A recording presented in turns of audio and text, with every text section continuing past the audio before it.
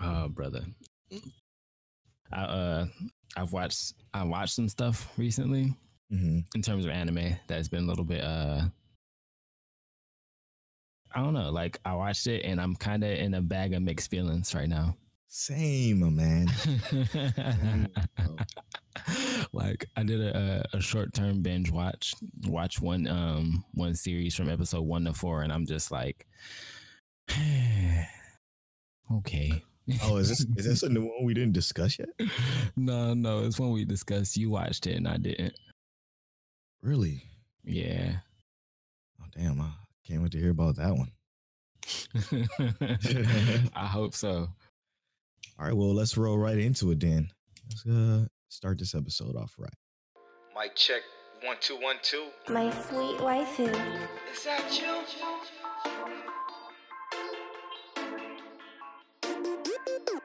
I don't know why I decided to go Lil Wayne right there. Mic check, waifu, waifu. Tell, is that you? Dude, I thought I was talking to Lil Wayne for a second. I feel you though. Weezy, baby. What's up there, boy? Hey, what's up, bro? How you doing? Ah, man, I'm chilling.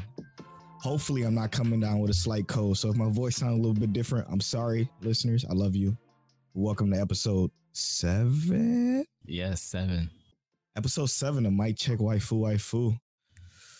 It's your boy Polo Bornfly on all social media.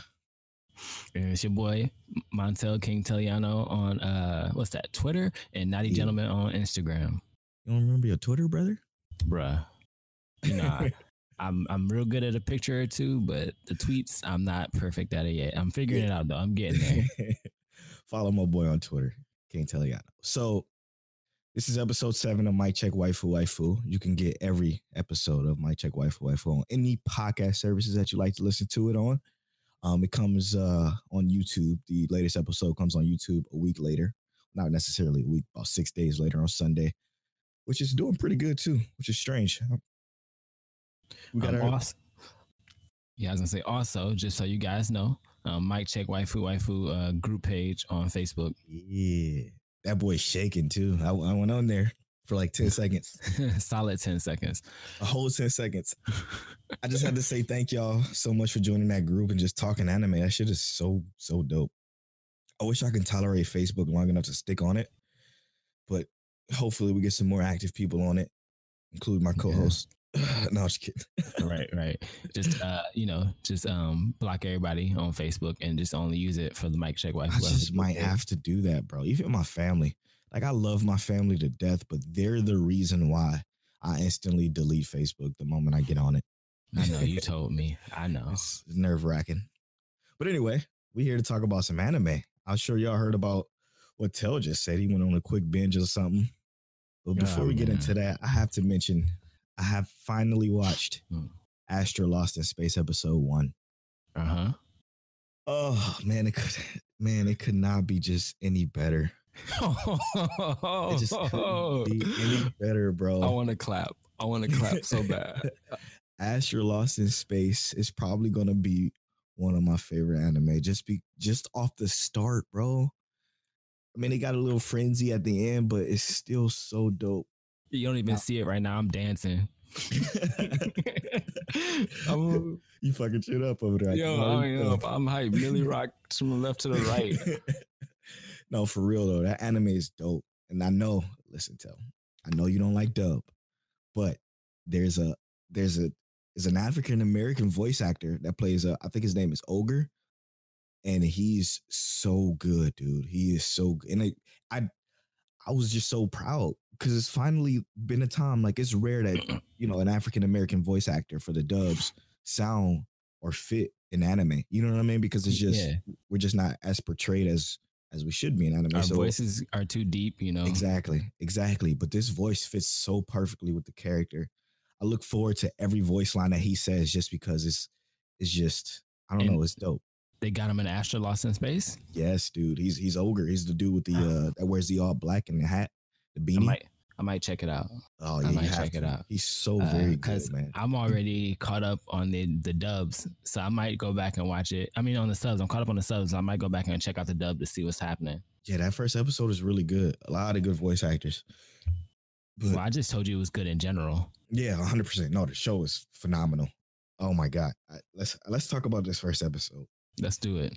Okay, so this first episode starts off with this girl named Aries, who's a freaking ditz, which is cool. It's not like too much of a ditz, but she's ditzy, and it shows, and it's kind of endearing, like it's kind of adorable, right?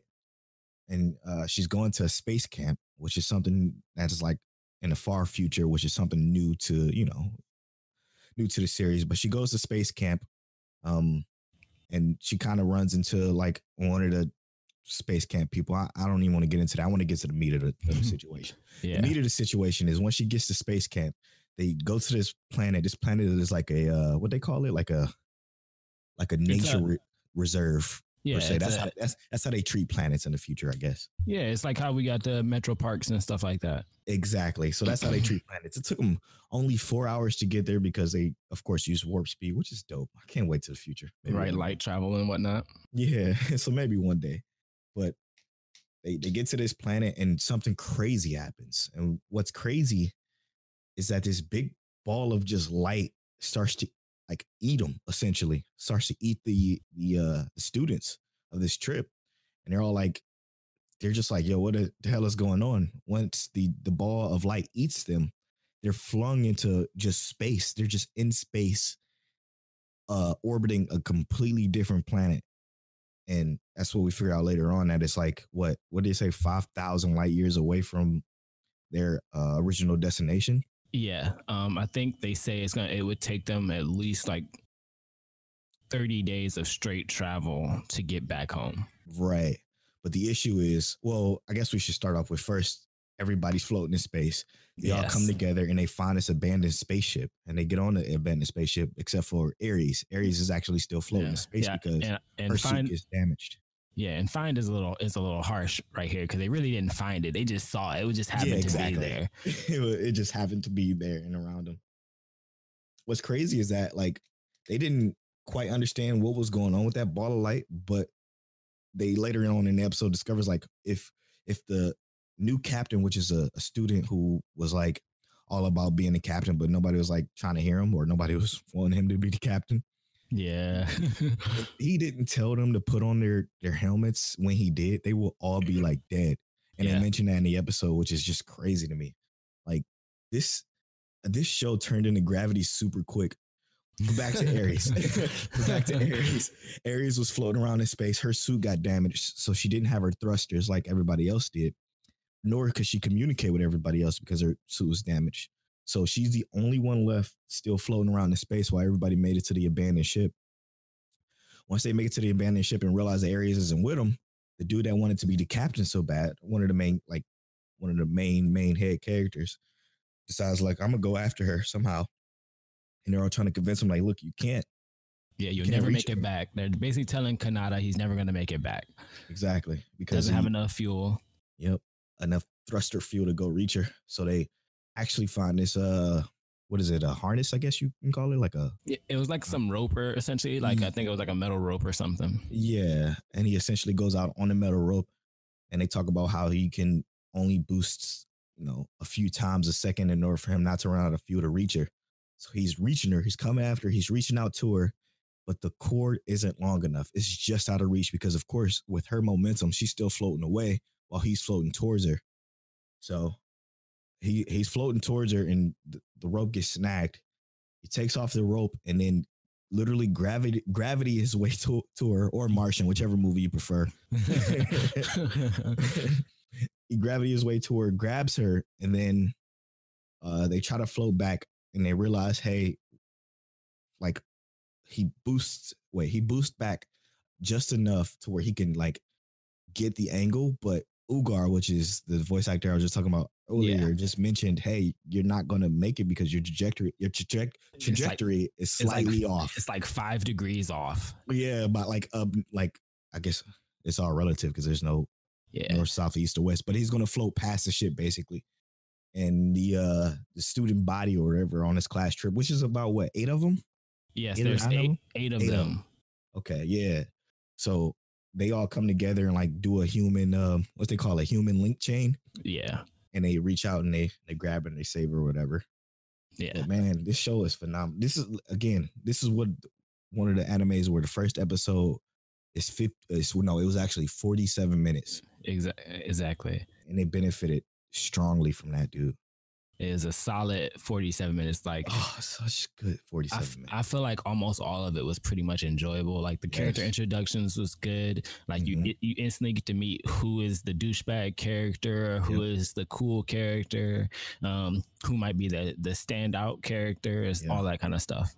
And they do it in they don't really, you don't really know who the characters are, but it's subtle. It's super subtle.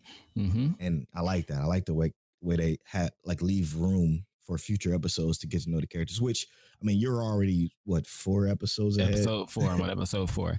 Okay, so 3 episodes ahead of me right now. But I was going to say, that's where my question was going to be next is, where are you? Like, where's the dub at? The dub, is that the first episode for the dub? The dub just hit first episode. Okay. Now, we do know this show broadcast Wednesdays at 2100 or 9 o'clock. Come on. But the really cool thing like about this, and you'll see this as it gets to the next later episodes, is that how they kind of introduce themselves amongst like the group is super cool. And this is one of those shows that I can't wait for Polo to get further through, because he's definitely going to enjoy it. Yeah, and I'm sorry, man. The dub just made me fall in love. Like I can wait for the dub now. I get it, bro. I could go sub, but I'm like, yo, I'm attached to these voice actors now. Like, they're so good. Especially Ugar, man. He doesn't even have a Twitter. I wanted to tweet him and tell him how good his voice is. I think his name is Christopher Dontrell or something like that. Or Doncho Christopher. Something like that. It might be reversed, but he's a good voice actor. And he doesn't have a Twitter, so he should definitely get on Twitter. I congratulate him on getting that role, and he's doing a hell of a job. He was tell him how awesome he is. Exactly. He was actually he played. I looked it up because I was looking up his IMDb page. He's actually played the one character in, like, I think it was like Batman versus Superman, who was protesting against Superman, and he says like one line, but the one line like carried through the movie because it was so deep. But he's pretty good. He's pretty good. So how about this really quick? That first episode. Yeah. How many waifus out of 10? 100% non-waifus out of 10. Now, the only reason why it's not in 10 is because, I mean, I guess the beginning was super kind of like lethargic, but it still did some great character development, but it's definitely a 9 for me. Okay. It's definitely one of the best first episodes of any anime I watched. Yeah. I would say the only first episode that got me better was the first episode of Attack on Titan. Yeah. Other than that, like, this is one of the best first episodes I've seen. Like, I would give Attack on Titan a 10 out of 10. This one is solid. I agree. 9 waifus out of 10. 100%. So before we continue on with the anime we watched, I almost forgot about this already. The Astro Lost in Space had me going, but the $25 Verve gift card giveaway is done. It's over. I'm ready to announce the winner. We're going to announce the winner right now, which is a few minutes into the podcast. So hopefully you listen to this far, but the winner of the $25 Verve gift card is, they don't use their name, but I have the winner. I have the winner's email. His probability of winning was an 8.96% chance. Nice. I mean, that's not bad. No, not bad at all. So I'm going to send you an email with the Verve gift card. Congratulations to you. The email is crazy, so I'm not going to read it on the air, but congratulations. Make sure you tweet at me. Let me know you got the gift card, and we'll go from there. 24 entries. Wow, nice. Congratulations to you. We appreciate you for listening. I hope you listened, not just did the giveaway. That would suck. Oh, they definitely listened. But let's get back into this anime. What you got for me, Tell? I watched a show you kind of been enjoying a bit. Commonplace the World's Strongest. Yeah. And I just watched episode 2 today, the dub. Yeah, I'm watching subs. And I watched 4 episodes. 2 episodes ahead of me, yeah. Brother. Was I wrong? Uh, so I'm like I'm in a bag of mixed feelings here. Okay. So Nah, like I'm only 2 episodes in, so we can only talk about the first. I'm not gonna hit you with no spoilers. Okay.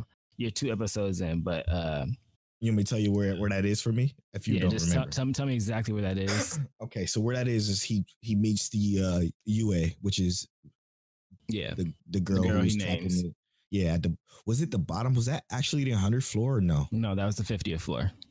That was only no, because No, the that was the dragon 50th floor. but the dragon teleported him to 65, didn't he? That's the 50th. They're not at the 100th floor yet. Oh, okay. So they must have mentioned that in the later episodes. Okay, but he frees UA. And that's where right. it pretty much ends. So I'm just gonna give a few little things that I saw that I liked and I didn't like. Okay. So the first good thing was the intro. That intro song is actually great. Pretty good. Yeah, I thought I liked when the beat switches. That was really good. But I will say the first episode didn't necessarily hook me in. Like I like the idea, kind of the idea that he was lost in this dungeon, especially since I'm a D&D player. True. He's lost in this dungeon.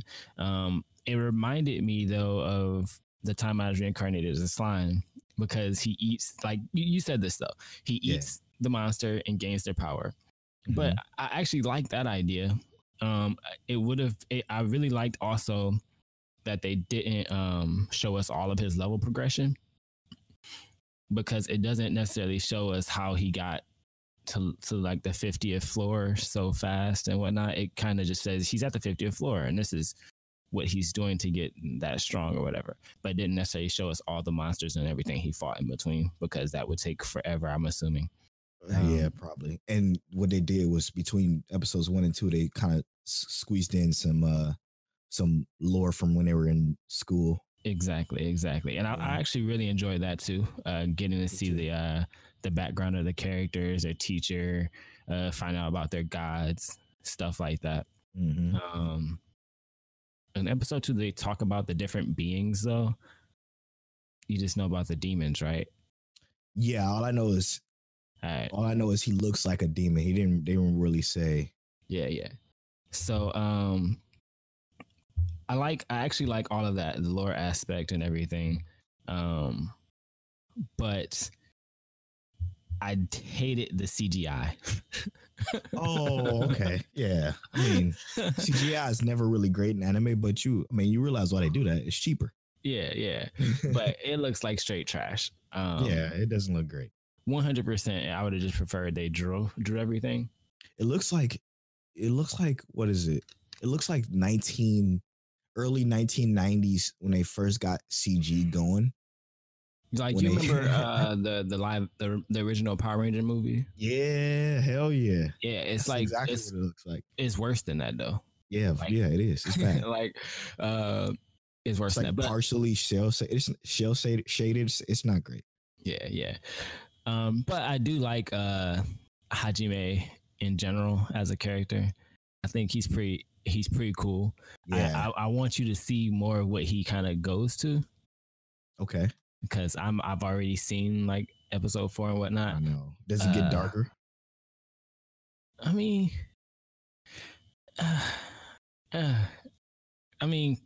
no. Okay. Not him specifically, but like, he definitely sees some changes. Like he's doing stuff to fight.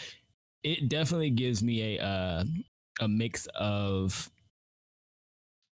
I was reincarnated as a slime mixed with how to not summon a demon lord. Yeah. But it actually does things that like they're not doing, that neither of those are doing. So it kind of feels natural in a way. Okay. Yeah. So I'll give it that. So far, it is. Yeah, it feels actually pretty natural in a way. I'm excited because the next episode that I'm going to see, not the next episode you're going to see, they are going to be outside of the or hopefully out of the dungeon. Oh, really? Okay. So it's 4 episodes and then they finally getting out. I hope so. Because I'm tired of this dungeon, bro. I'm ready to see something different.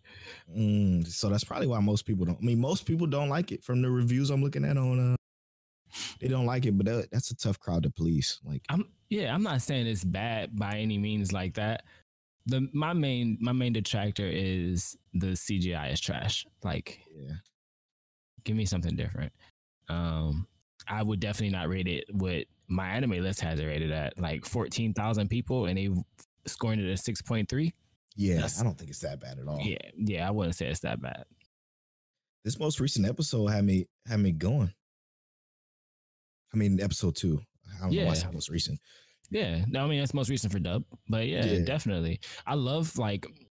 So I don't know if you realize this trend, but like the trend for anime is either we know this is either if someone's super overpowered, or B, someone's underpowered and becomes super powerful. Right. Just like with My Hero, this one is one of those where, oh no, he has this super weak power and now he's super strong. I enjoy this. I enjoy that concept. I like seeing people grow and graduate to strength. His progression though was super fast. Exactly. And that's because it's only 12 episodes. So that's obviously why, because they couldn't get more episodes. But you're 100% right. It's way too quick. But I still feel like it's well paced, because it's like we understand the situation he's in. He's trapped. He's doing whatever he can to survive after the beginning being so like terrible for him. Like, and I was gonna say, I'm not even gonna say his progression is too fast, because like, if you think about it, how he's doing this is he's eating creatures he's defeated and then drinking holy water essentially right after. Right. And I'm assuming that's some kind of cellular breakdown where he puts those nutrients into his body. He gains a level, something like that, right? Right. Which can be duplicated, hopefully. Yeah. He's eating every creature that comes past him. I low key, when I saw episode 2, I was like, oh, I hope he eats his little girl. And I know that sounds I know that sounds horrible, but it makes sense when you get to the 3rd episode. You can be like, oh yeah, I hope so. Wow. It's That's like you really don't want it. Like I'm not joking. Like, you don't want that. You don't really want him to do that, but it's like you kind of be like, dude, he'd be a monster if he did though. Oh, okay. So they must show her some herb. I know they talk about it real slightly, that she can recover quickly. Yeah, that's all that matters to me, is that she can heal, because he probably get his arm back. Yeah, true. Yeah, but it was pretty good. I would give it 7 waifus out of 10, not 6.3, but sounds about right. I'm probably about there too with this second episode. The second episode is definitely, I like it. I like the first for sure, but it's I don't know. I'm enjoying it so far. I'm gonna keep watching it. It's not Demon Lord retry. I haven't even continued. I don't even know what the fuck is going on. I don't know what's going on with that either. Yeah, screw that life. 4th episode was for this one was actually my favorite. Oh, okay. So it does get better. Clean. Yeah. Okay, so let's go into another one I watched. Another one I just watched recently was episode 2 of Copcraft. Oh my god. This show, man. This fucking show is really good. You know what it reminds me of? What is it? I don't know why I get so much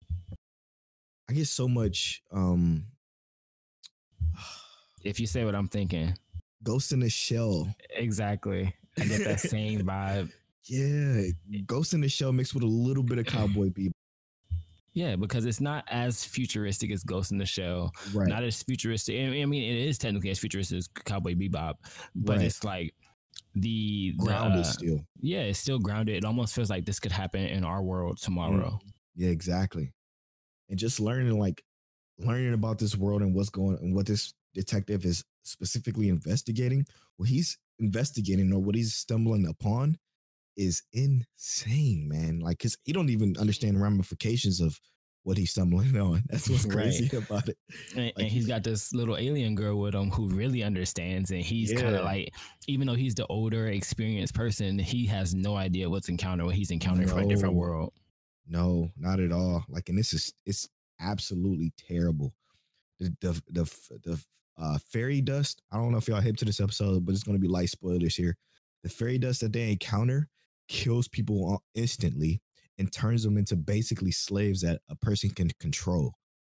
Just imagine that. Now, in episode 2, this guy who's basically selling this fairy dust to like a black marketer buyer or whatever, probably a government official from a different country or something like that.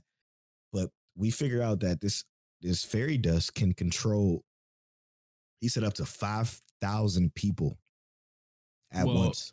I think he said that's the most he's ever controlled. Yeah, that's the most he's ever controlled. But yeah, he assumes he can do more. Yeah, exactly. So like, just imagine that. Like it.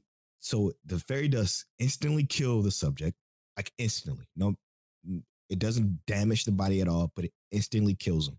Once it instantly kills them, they can be controlled by literally one man with a remote. I mean, obviously, it's probably more than that. I'm only on episode 2, but it's freaking insane. And just thinking about that in reality, like, wow, what does that look like, right? Like, and this detective is stumbling upon this with this little night girl. Well, she's not little. She's technically 18 in Earth years, but it's, oh, man. She's like 23 or something in their world, 18 in Earth years. Yeah.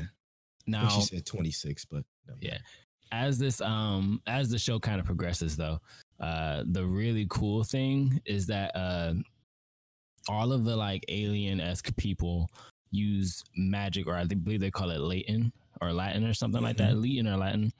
But basically, that's just how they see magic, right? Yeah. And they actually explain some really cool things about magic in the world of this anime world. Basically, that your emotions, even if you are not a magical being, can imbue things with magic. And I can't wait for you to get to that point and kind of see how some things change, Polo. Oh shit. Okay. So even like the regular humans can have magic, right? Kind of, not really though, right? Oh, okay. So they can have magic, but think about it this way, right? She's using the sword that she imbues with kind of like magic to do things, and she gets even better as it goes. But he's using a regular gun that does nothing and can't do anything to the aliens whatsoever. Right. So it tickles them a little bit. Yeah, and they're gonna just be like, oh, okay, well, that's cool. So it's more or less like at some point he's gonna have to use some kind of weapon that has some kind of significant meaning to him, probably, to do that. But it's just like as the story progresses, that's the kind of thing you'll see, and that's what I'm excited to see more of, because I haven't even officially seen it yet. They just hinted at it, and I'm just like, I'm ready for it. Show me. That's exciting. Yeah, man. Copcraft has this nostalgic feel to it. Again, it just feels so much like Ghost in the Shell. Or just like, I don't know. I'm not even a big fan of like cop shows, like cop anime. That is. Yeah. But this one has me. I'm drawn in. I'm in. It was one that actually definitely made me. I was a little shaky when I first saw the first episode. Yeah. But yeah, I'm enjoying it. It feels like I don't know, like 1:30 a.m. on a Saturday back in Toonami days. You're right though. You're so right. It does feel like that 1:30 a.m. Yep. And you know that could have been any of those shows, like even Paranoia Agent came on or something like that. You just like, oh, let's go. This show is creepy, but I'm gonna watch it. It's right after like Inuyasha was on. Speaking of that, I haven't started, by the way, for a review on that. It's okay. Have you started? We'll give it like 2 weeks. We'll do it in the middle of next month, right? Okay, that'll work. Let's do that. Did you start it yet? No, I didn't. But okay, I'm starting after this. Because it's so much anime we've been watching. This summer season has been fun. I was going to say something else. Fantastic. It's been fire. It's just so much good stuff to watch, man. Yeah, it is, man. Man. So much good stuff. Speaking of good stuff, it's your turn. It's your turn. Oh, yeah. So, as you know, my the one I classified as my summer banger for sure, Lord El Malloy II, or as we call him, Waver Velvet. This fourth episode was actually pretty right? Okay. Yeah, it's the first episode I was kind of like, okay, this is just okay. Still mostly like detective based episode where they're figuring out information. It's leading up to the next episode having some action and whatnot. Mm-hmm. But this was like one of the slower episodes. I actually couldn't even really pay attention to. I had to watch it twice. Oh, okay. Yeah. Yeah, which was disappointing. It was like I have my headphones on, I'm watching it. There's no one around me to bother me. And I'm just like okay. You just looking up and looking over. That's what happened with that BM. Oh, same deal. Yeah. Couldn't watch it. This is my most anticipated anime of the summer, personally for me. After I saw the first episode, but this current episode was not a banger for me. But so what happened? Yeah, so basically they're going to figure out, because like I said, it's mostly about dead case files. Right. Someone dies and they go and try and figure it out. They make it to the house, and Waifu Velvet, which is Lord El Malloy, basically. Waifu Velvet makes it there with Gray and his younger sister, quote, Reigns, and essentially they're there to find out what this necromancer is doing, or why this necromancer has said that one of their friends is guilty of this crime. Okay. Well, when they get there, as soon as they walk in, there's a crazy thunderstorm. It starts, lightning starts striking, and it's not regular lightning. It's like this purple lightning, which, as we know in the human world, is absolutely not a real thing unless somebody's about to die. Yeah. But exactly. But basically, they walk into this house, and there's two different things going on. The guy who called Waifu Velvet to figure out what was going on and find out who the actual culprit of this person's death. The woman who is there is the woman that he turned down for marriage. Her name is Walletta. And so he turned her down for marriage. So she's mad at the guy who's being accused of murdering someone and saying, he's under arrest, we're taking you in. And basically the other woman who is with Walletta is someone who is completely opposed to Waifu Velvet. So on both sides, basically it's a conflict with both the other people. So immediately as you walk in, there's conflict. I'm like, I'm okay with conflict, obviously. Right. That's what I'm here for. I'm here for the conflict. It's starting to sound like Law and Order. Yeah. The issue lies with just overall the story progression in this episode was it's just slow. It wasn't even that. It was just weak. Like, okay, I don't mind how they introduced the progression. It's just more or less like how it,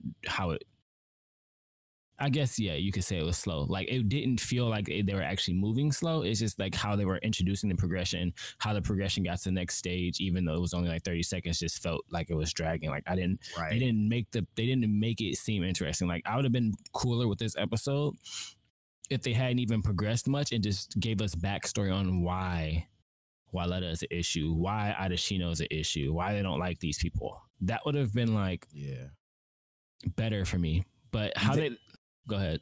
You think they're gonna like incorporate that into the next episode? Like, did the to be continue indicate that they're gonna move forward with explaining that so you can get it a little clearer, I guess? So not necessarily, right? So before the to be continued, his name is Pelham Codrington, or Wills Pelham Codrington is his name. So we're just gonna call him Wills.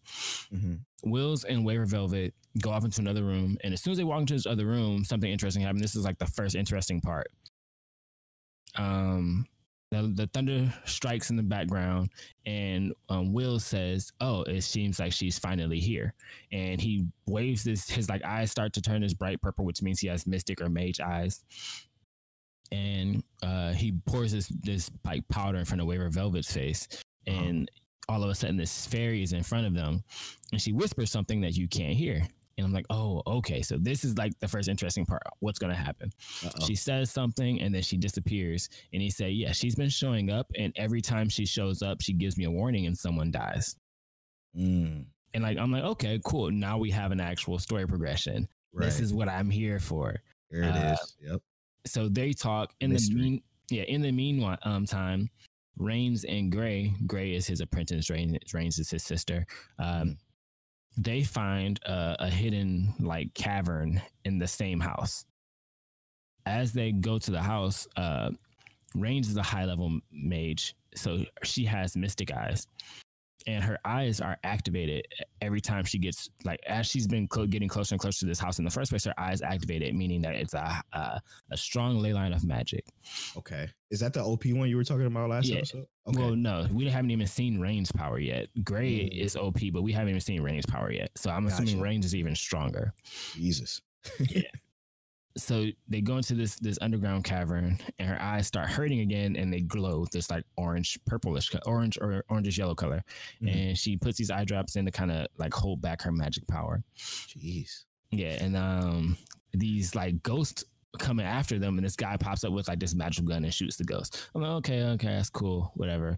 And then basically to be continued after you get out of the little tunnel. And I'm just like, okay, like the most interesting part was seeing the fairy. Everything else was like I could have been okay without that. So yeah, this episode was like a solid 3 waifus out of 10. Damn. And that happened at the end too, so it was like it wasn't even nothing I need to watch. I felt like I didn't need to be there for that. Oh, I'd rather read the manga, had that chapter done within 5 minutes, not even have to sit there and watch for 22 minutes. Damn, harsh. Yeah, no, I was disappointed, bro. Well, let's go into one of my positive ones, man. Oh, dude. Hensuki, would you fall in love with a pervert as long as she's a cutie? Okay. Dude, this fucking show, man. Oh my God. Only I'm on two because I'm watching the dub slowly on Funimation. This show is so good. Now, a lot of people hate it. It only got a 6 on my anime list, but I don't care. I don't give a fuck about what they say. Of course. This show is so good. Let me tell you. Okay, so on last episode of this podcast, I talked about how Sayuki, which is one of the girls he thought was they call her Underella because he thought she was the one who left her panties, and the love letter to Kaeki, the main character, saying I love you. But it wasn't signed, so he's still trying to figure out who this Underella is. He meets her. We then determine that she's actually a girl who wants to be his pet, basically a masochist. Yeah, and which is the best. Yes, exactly. She's like, she's super busty. She's his senior, so it's like they continues on from there. So he's like, okay, I'm kind of okay with that because hello, look at her. But he's like, okay, I'm gonna chill because I need to figure out who this Underella is because that's what's most important. I need to figure out who left me this I love you letter. But she ended up like, hey, okay, I'm gonna be your pet. She was down. She was all down for it. But he's like, oh, let me distance myself a little bit to try to figure out who this girl is. This episode is all about his underclassman now, who's portrayed to be this beautiful, like super cute girl, like that everybody wants to talk to, but because everybody wanted to talk to her, she kind of kept a cold distance because they only wanted to talk to her because she was cute. So he started talking to her, being really nice to her, and she was liking that. They work in a library together, and they were talking to each other, and she found out that he went on a date with Sayuki, which is the masochist, and she was like, not happy about that because apparently all of these girls secretly has a crush on him, but he's trying to figure out the one who admitted it. He goes on a date with the girl. The date goes smooth. It's like this. I love this main character because he's a main character that's not scared of girls. Like he wants to have a girlfriend, but he kind of want to do it right. You know what I'm saying? He want to figure out who admitted their love to him. So that's what he's trying to do now. But the comedic beats, the pacing of this show is perfect. Like it's not too slow. It's not too quick. Like this is probably one of my favorite main characters of this summer season because he's just that chill and not like a little bitch like most main characters are in the harem situations. Right. Like in most harem situations, the main character is absolutely terrible. He's scared of girls or whatever the case may be, but he's not. He's like, okay, hey, let me take you out on an actual date. He asks his little sister, he's like, hey, I never been on an actual date, so can you help me out? She helped him out and tell him what to do. He follows it. It goes well. She then tells the underclassman tells him, the underclassman name is Yukiya, by the way, Yukiya Koga. He tells her, like, she tells him, like, hey, that date went awesome. I enjoyed myself. It was great. But can you meet me in the storage room of the library? Because I have something to tell you. So he's like, oh shit, this might be Underella. She's about to tell me she's Underella. and he's getting excited about it because he's finally about to have a girlfriend for the first time ever in his life, which he never had. Not really realizing that all these girls actually like him, whatever. Of course, he's not gonna realize though. But go ahead. Yeah. So he goes to the storage room, and this is how the episode ends. By the way, after this fantastic episode, just well paced, just the way they're talking, it's like they're being like kind of direct but indirect at the same time about how they feel about each other. But it goes smoothly. He goes to the storage room. She says, "Okay, well, I have something to tell you. This is what I want to do." And then it pauses. It gets quiet. She then says, "I want you to be my slave." Hmm? I'm like, fuck, dude. Fuck, are you kidding me? Because he's like, well, no, hello? Like, god damn it, another situation to where this girl is a pervert. Tell me why. In this episode, after she says that, she's like, okay, so you don't like that? I thought all guys, because she's like mixed. So she's like Japanese and American. So she's like kind of different. So she doesn't quite understand how everything works here. No, Yeah. she's European. Sorry, she's European and Japanese. So she doesn't quite understand. So she thinks like the slave thing is what the Japanese people love. So she's all like, well, his reaction isn't quite what I thought. I thought he would be in love because I'm this super cute girl and I want him to be the one I make my slave. But he's like, no, that's not how it works. That's not what he wants. That's a specific kind of guy that likes that kind of stuff. And I'm not quite there. So she's like, oh, I have an idea. She takes off her underwear and literally shoves it in his face and like damn near smothers the guy. Oh God. And he's like, look, it ends there. And I'm just like, fuck, man, because everything went so well. Like I said, the episode was so well paced, bro. It was so good. It was like the perfect, like, kind of romance to where it wasn't cagey and distant and, you know, the main character being scared to admit how he feel. He was just being straight up. He's like, I think you're super cute. Like, you're a sweetheart. And it was just going well. And now he figures out the second girl who was a part of that room, who may have left this underwear and this love letter, is now a girl that wants him to be her slave. So now he's in a situation where he has he either is the pet owner of this girl, this masochist girl, or he's the slave of this other girl. And they're both waifus, bro. Yeah, so that's what I was gonna say though, is like it has to be clear at this point that those are two different girls. Two completely different. They beef a lot too. Yeah, because there's no way that she wants him to be her slave and she also wants to be his pet. Like, that's not going to be the same, because those are literally like the same thing basically. Yeah, essentially they're kind of similar girls, like Sayuki and Yukiya.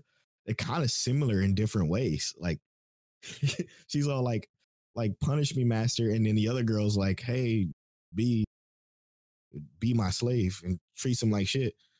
But like, so far, Sayuki is definitely waifu. That whole slave shit, I'm not down for. I ain't gonna be a slave to no one. No lie. Monique can tie me up anytime she wants to, but that's my wife. So she got that right. Yeah, that's fun. Oh, that's fantastic. But that's great. So I think there's still 3 more girls. So again, probably the next episode is kind of going to be the same premise. It's going to try to figure out which girl was which, who left that letter and note. But there's like also, like, in the show, there's like little Easter eggs of the different girls, kind of like one of the different girls showed up while him and Yukiya was on a date. She showed up, was like, oh shit, I didn't know he was going to be here. And she like kind of disappeared, and they didn't go into that any further. And I like that, man. I like the way they pacing this out. It's pretty good. So what we rating that episode though? Oh fuck, this is definitely a 8 out of 10 waifus for your boy.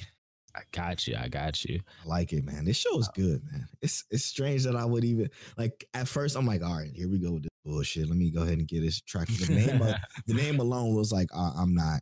Oh fuck it, I'm gonna try it, because I try everything. I literally try everything. Got to give it a go, right? Yeah, absolutely. and it was good. It's good.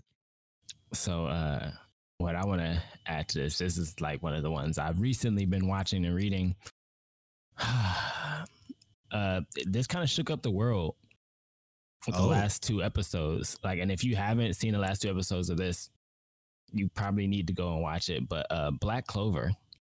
Yes. Okay. So 90 and 91, right? Which is like no. It's 93 and 92. See, okay, so that's a sub. I'm on 91 and 92. So okay. before you start on yours, though, let me explain where I left off. All right. The lion chick, what's her name?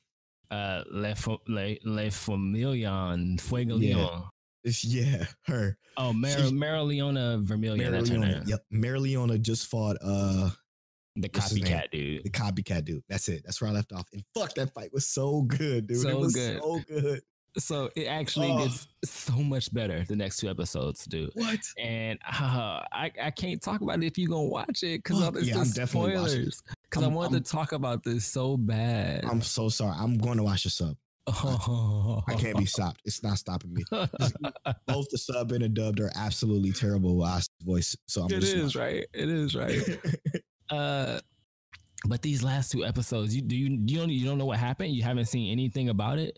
No, I literally just watched 91. Literally, maybe an hour before we started recording. Oh my god, bro! Oh my god! So where's the sub at? The sub is on Verve, right? It is. Okay, so Funimation only has the dub.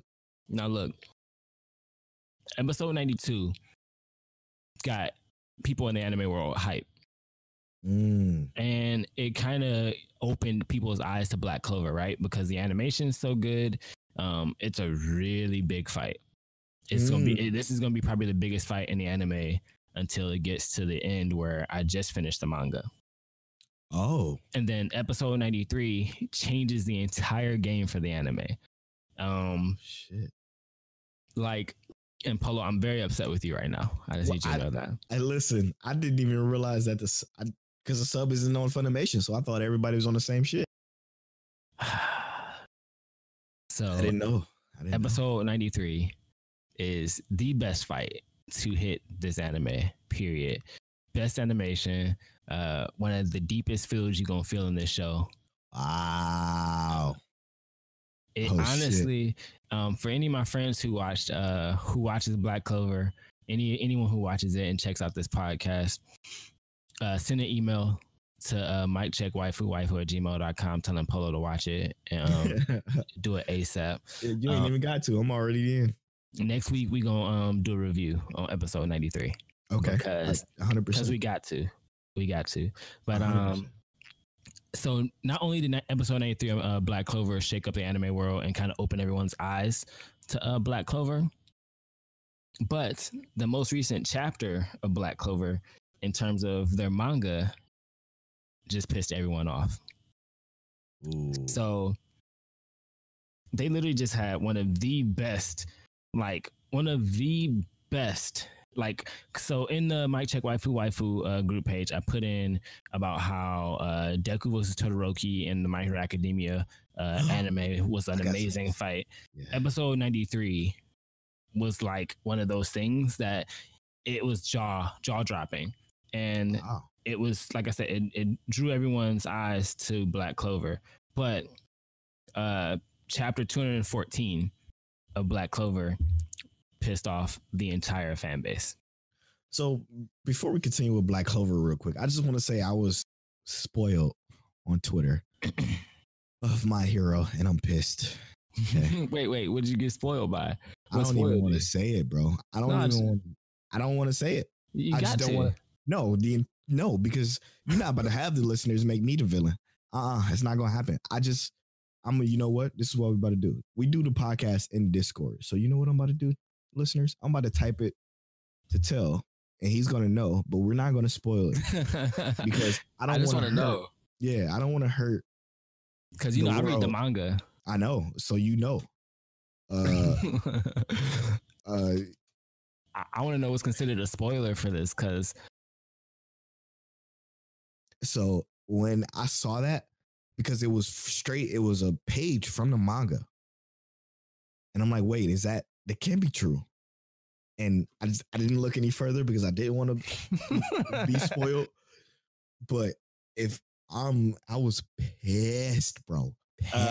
Pissed. First of all, please tell me it's not true. It's not true. Oh, thank God. Oh, bro, I want to Who find did this that tweet. to you? I don't know. I need to find that tweet and fucking. Oh, that's foul. Because it was like a page from the manga. It was, I don't know if it was real. It had manga text, and it said, that, and I'm like, whoa, and I saw blood. It was just terrible. Yeah, nah. He is live and kicking, and he is an absolute monster. Okay. Let's not say any more then. Back to Black Clover. So 93, man. Okay. Yeah, episode 93, amazing. Chapter 214, throw the whole thing away. For real though, for real. Shit. And the thing is that like, so after I watched, because I went to work, as many people who listen to this podcast know, I work at Best Buy. One of my coworkers was like, did you watch the latest episode of Black Clover? And I was like, what happened? He was like, it's the big fight. And I was like, oh yeah, I've been waiting for this part. This is the only part I actually wanted to watch. So I go and watch this. I'm like, yo, this is so much better than what the manga offered me. Like, it was hype in the manga, but in the anime, it's just such a much larger and grander scale. Like, you get to see the power of like what it takes to be the king, the wizard king. You get to see what true power is. Damn, I didn't even know he was involved. Shit. You get to see the true power of like what it takes to be the best magician known to mankind. Fuck. And it's just honestly the best. Oh shit! Okay, it's the best. It's literally just the fucking best. Like it's on par with like the Goku versus Kefla fight from Dragon Ball Super almost. It's like almost that damn good. But then you get to chapter 214 in the manga and just throw the whole show away. That's fantastic. For real though. I'm switching over to the sub then for sure. Just watch those 2 episodes and then switch back to dub because that's all that matters. Yeah. Like honestly, it's not gonna make that much of a difference to you. You watch those two episodes, you can be like, and then you can switch back to dub. Because I really just enjoyed throwing on the dub and just kind of like looking over at my third monitor and glancing over and doing something else and then looking at it. I'm like, okay, all right, cool. Because it just hasn't been that great, but I'm definitely down. What would you rate it? 90. I guess you want to wait till next week so we both can rate it, huh? Yeah, we'll wait to both rate it because it's just so good. Okay. I'm down to drizzle. All right, man. One that disappointed me. I don't even know why I'm even about to bring this shit up. So I'm probably not going to watch any more of it. But it's called. Do I even look up the name? I do. I posted about it on Twitter because fucking Funimation's website is not great. I'm not going to say anything too mean because maybe one day they'll sponsor us. But it's called Miss Caretaker of Sonohara Sau. It's about this kid who looks like a girl who acts really soft, who says, I'm going to move to Tokyo and try to become manly. And it doesn't work out. The caretaker's extremely busty. And she has like a complex, I guess, with little people. The lolly race, if you want to call it that. The smaller con.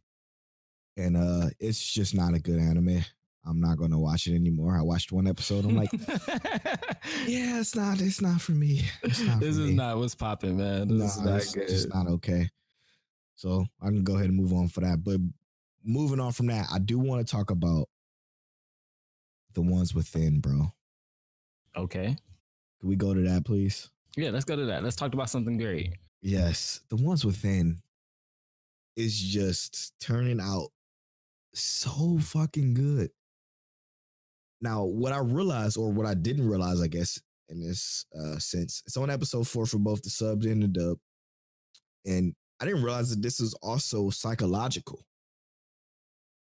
Well, I was gonna say I always figured this was gonna be like a full genre list. Like this is gonna hit the whole thing. Yeah, so it's labeled drama, fantasy, and psychological, but the psychological is starting to show more so in these episodes. Yeah, this last 2 episodes really it showed. Yeah, like man, I like the main character. This is another main character that's just dope. Well, his name is Akaski. Yeah. He's dope, man. He's so good. Like, I mean, like just as a character, he doesn't do anything special. He doesn't kick anybody ass or anything like that. But it's just something about his characteristics that's just it sit right with me. I don't know. I think we all enjoy a character who's like, I want to kind of like help everyone, and not in like the most blatantly like I'm helping you. Like in this episode, they talk about how he got the medicine for the guy, right? Yeah. And how the little fight and dispute went, and he didn't care about any of that. He just got the medicine and just left it, you know? It's like, look, you don't need to use it. I'm just gonna leave it here. Yeah, and just that alone is one of those things that's like, that's how you should help people. Like they don't necessarily said, hey, I don't want your help, but you're like, well, you don't want my help, but I'm just gonna leave it here just in case you kind of like decide this is something that you might want or need. Right. And the way he spins it though, because he knows how to talk to him. This guy is, we're talking about Akaski, and I forget the other guy's name. He's the fighter streamer who had trouble sleeping that we talked about last episode. But he explains it to him. He's like, look, man, I wasn't great in PE. Like I wasn't a gym buff. So if you faint or something happens, there's no guarantee that I can help you. So I would rather you sleep and get your strength and do your shit your own way, which was dope. But he worded it a lot less. He said a lot less than that. Yeah. But that was the meaning of why he said that. And I just like, yeah, hell yeah. Tell him.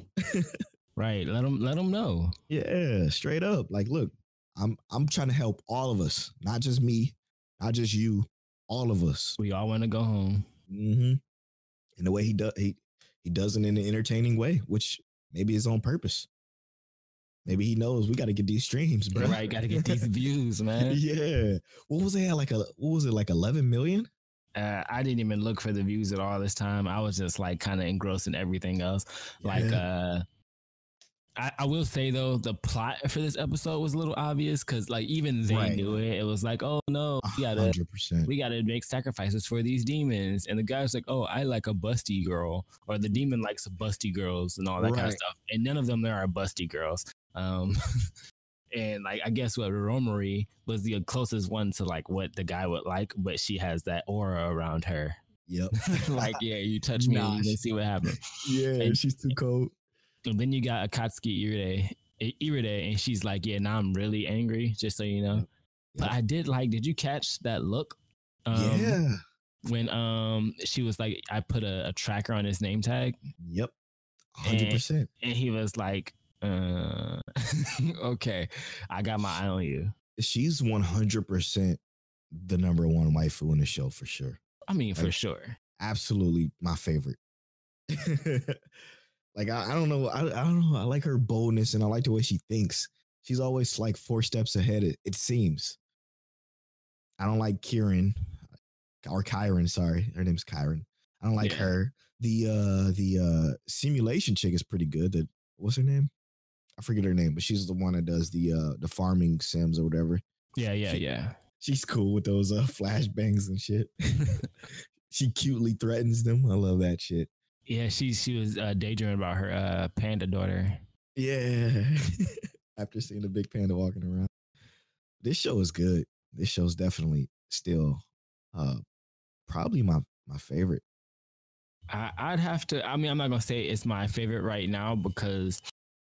No, I'm wrong. I'm definitely wrong. Because we got Fire Force and whatnot to talk about. Let's segue into Fire Force. The Ones Within was great.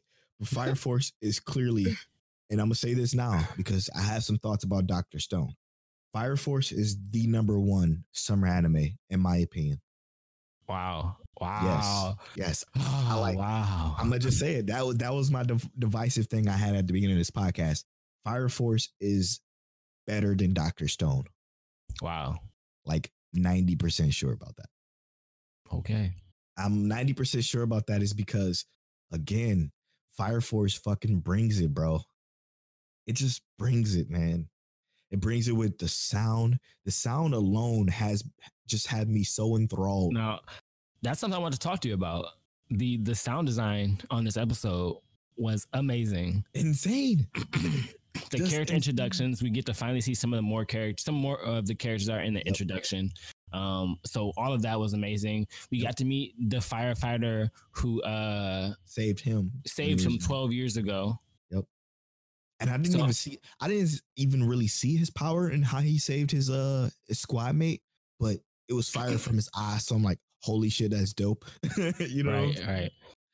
Oh my goodness, man. This episode was so good. We get a real look at the big bad. The big bad is actually trying to recruit the main character. Yeah. By literally luring him into saying like, hey, I know what happened in that fire. You want me to tell you? I got the juice. The big bad's name is Joker, or at least that's what we have for right now. That's all he gave us. Joker's trying to recruit the devil. Right. How do you, but so like, this is how, I'm just going to tell you how I kind of feel, right? I feel like, oh, the fights was great too. Of course, right? But I feel like Joker's not the ultimate big bad, though. No, 100%. No. I feel like there's someone bigger behind it, but Joker's just kind of like facilitating at the moment. He's trying to bring him to his boss, essentially. Yes. I feel like it's a mission for Joker. But I also feel like after that episode, how they talked about Squad 8 is there to investigate Squads 1 through 7. I'm like, It's going to be Squad 1. That's what I was thinking too. I think it was the dude he met, the captain of Squad 1. I feel like he's the big bad. Like, and just the intrigue in this show. Like, we learned that Squad 8 is literally the one pure squad, or at least we think is the one pure squad who's able to operate in the benefit investigate of the other squads. They're there to investigate, make sure all the squads are doing what they're supposed to be doing, right? But also they're there to help the people. That's what they're for. People. They have no other motives. It's just they go there to help the people. You want to know what else I like about Fire Force? What's up? The fucking, there's an explanation to what's going on. There's a possible ending to this combustion thing. Mm-hmm. There's somebody doing it. And that's fantastic to me. Yeah. Like we know the main character's motives. He wants to be the hero. He wants to save as many people as he can. And he shows that during that fight. He's like, look, I don't care if you know everything that happened.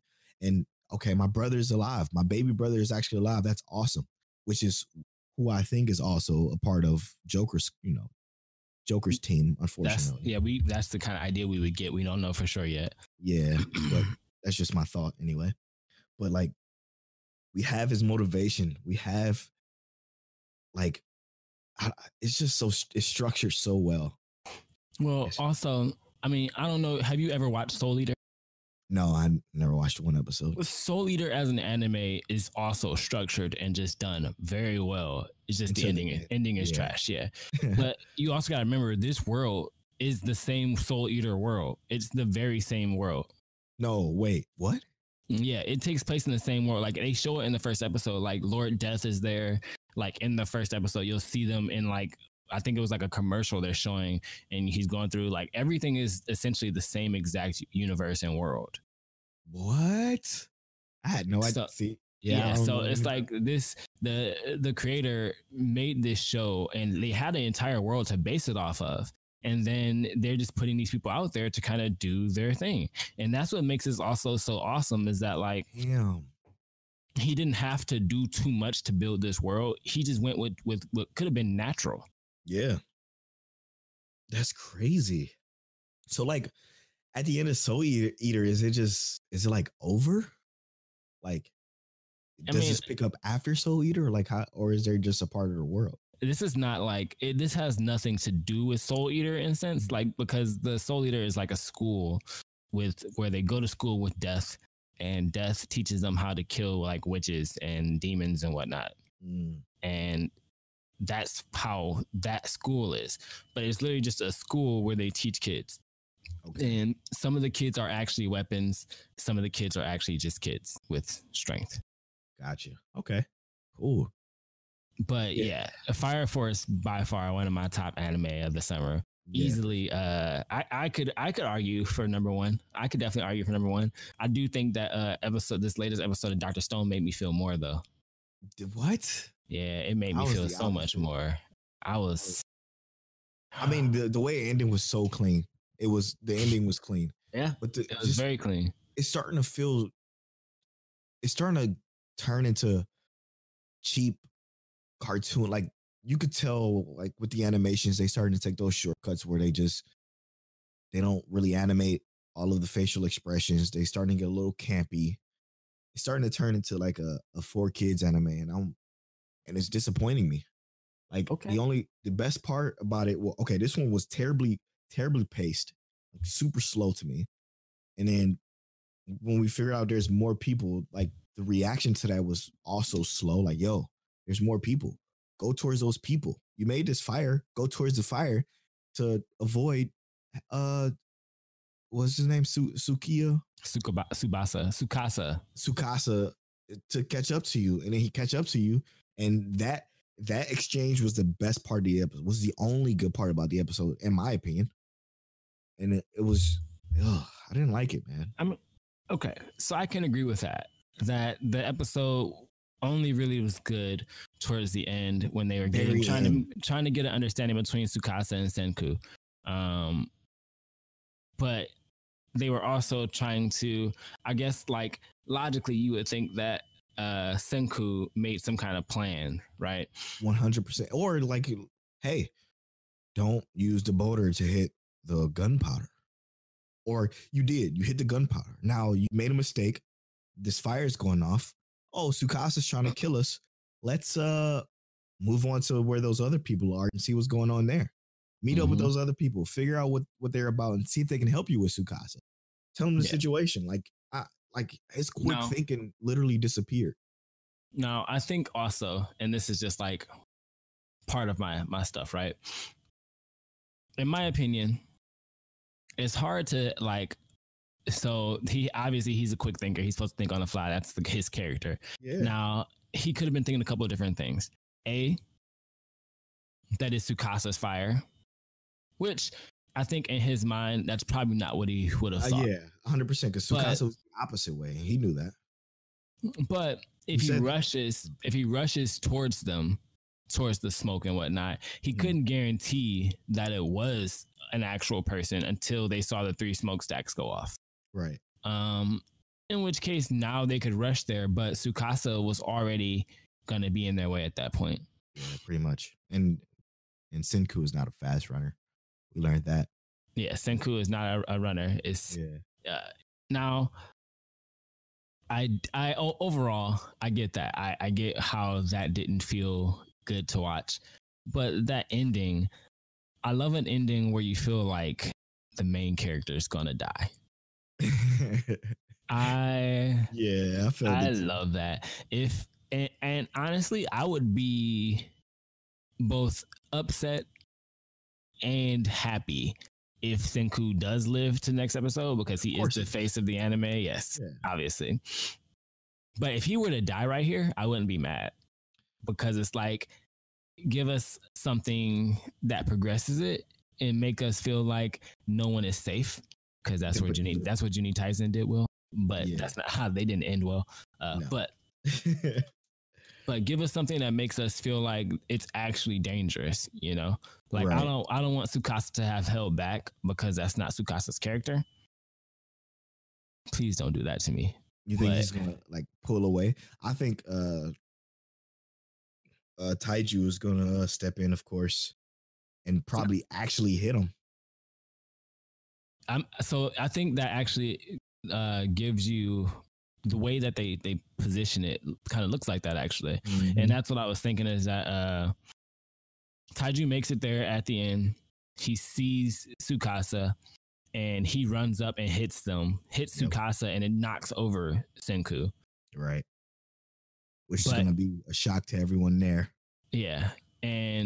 But it does still look like Tsukasa hit him because Tsukasa, the way he said it, he wasn't going for something that was going to make him bleed. He was going to knock him out and try and kill him instantly. Yeah. But, I like the best, like I said, the best part of that episode was not, it wasn't, to me, it wasn't even the Tsukasa and the Senku exchange. It was the Yuzuria and Tsukasa exchange, or Senku exchange, because Yeah. she's like, hey, don't worry about me. Like, you tell him this, there's no reason for him to keep you alive. So just, I'll go, and I like that. I like the fact that she was willing to do that because she understood the situation. She's like not a complete idiot. Exactly. And I like that a lot. And the flashbacks were just way too drawn out. Ugh. I mean, I agree. They could have cut the flashbacks down, but that's what made it feel like Senku was gonna die. The suspense of it, I guess. Well, more or less like that. Normally, when they give you a background of someone like that, that character's gonna die. like I'll reference Juni Tyson again. You knew who was gonna die as soon as they started doing backgrounds. Yep. But that was after like the third episode. Yeah, it was like, oh, your first character. Here, they go in. This is their family. Boom, she's dead. I love Juni Tyson. Minus man. Yeah, minus that. Now, but I mean, I get it though. I would say it was probably one of the weaker episodes. I enjoyed the ending of that episode. I just feel like I feel like I know where this anime is going now, and that sucks. Like like Astro Lost in Space. I'm more looking forward to than Dr. Stone now. Well, I mean, hey, I've been looking forward to Astro Lost in Space anyway. I think when you get to episode like 4 where I'm at, you'll also be looking at it too, because honestly, to me, it's been a little bit suspenseful. Like you kind of don't really see where things are coming from in Astro Lost in Space. This one, you can kind of guess. You can kind of guess in Dr. Stone where it's kind of gonna go. Yeah, but I mean, we'll see. We still have time for it to change. Oh, and Astra's animation will way better in my opinion. Now the environments in Dr. Stone's look good, but the characters to me don't look great. Like their animations and expressions just feels kind of like a cop out sometimes. But yeah, Dr. Stone did this one. I would have to say got a whole 3 waifus out of 10. I would put it at dead center, or 5 waifus out of 10. I get it. A 5.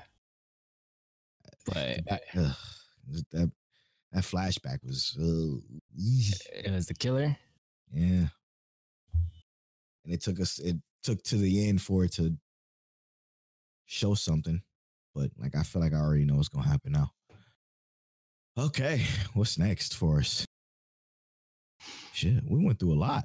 Yeah, we did talk about a pretty decent amount. Is it? Don't tell me it's. I don't want it to be Demon Slayer time yet. It's not. I don't think it's Demon Slayer time yet. Is it? I mean, I've been reading some manga and whatnot, but nothing that I feel like is pivotal to what we're doing or talking about right now.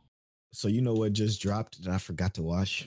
What's have up? Have you watched Itsuki the Cheat Magician yet? I haven't. I have it on my list. I just still haven't watched it yet. I opted to watch my 4 episodes of the Commonplace to World's Strongest. Yeah, I wish you would have watched this one instead because it's better.